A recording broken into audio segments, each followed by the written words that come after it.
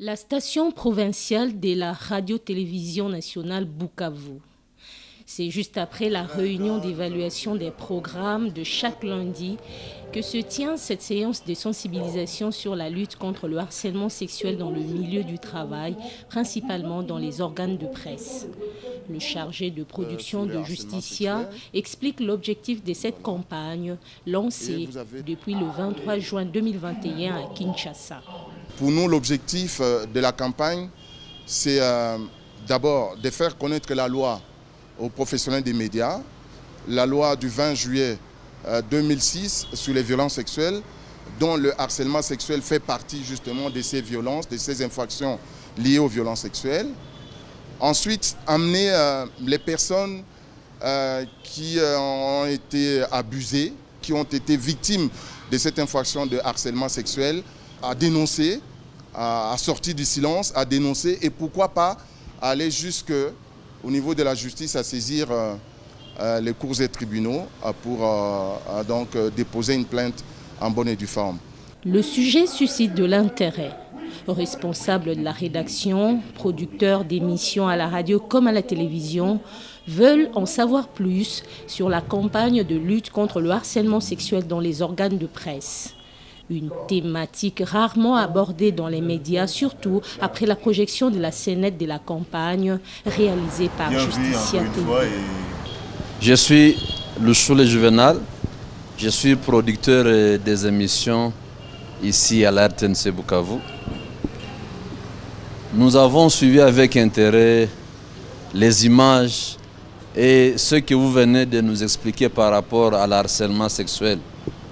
Mais en suivant les explications que vous nous avez données et les images, nous on se pose la question, entre les chefs qui a utilisé des paroles de séduction et la fille qui s'est présentée devant les chefs avec une tenue bizarre, qui a séduit qui et qui a harcelé qui? Là, c'est l'homme, le patron, qui le fait sur la femme qui est son agent.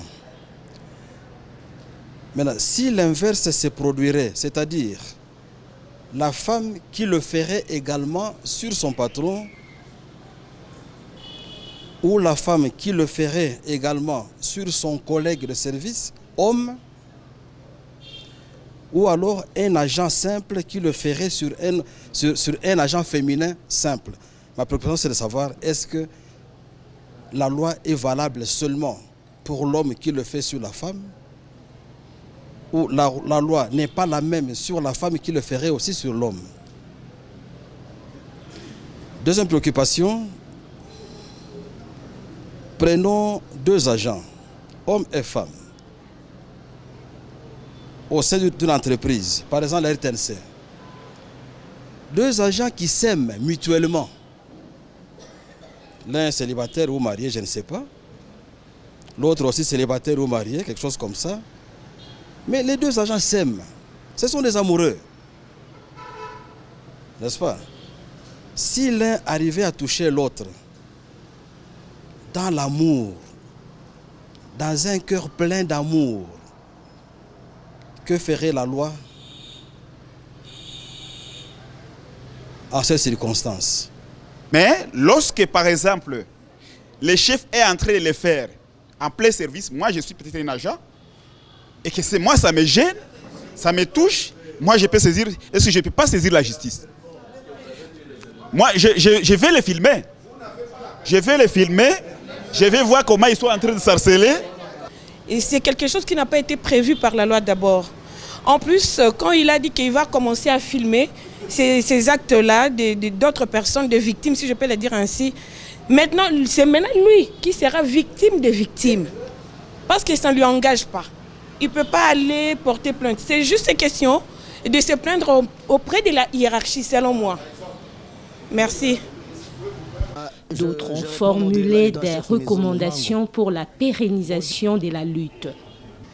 Nous voulions assez que vous puissiez vous organiser et voir comment vous pouvez exposer cette matière en termes d'ateliers, en fait que certaines recommandations puisse ressortir, qui va vraiment beaucoup enrichir et les participants et les organisateurs. Nous présentons les remerciements à l'équipe de Justicia TV, venue nous sensibiliser sur les harcèlements sexuels en milieu de travail. Aussi, nous remercions tous les agents pour leur disponibilité. Ils ont accepté d'être avec nous du début à la fin.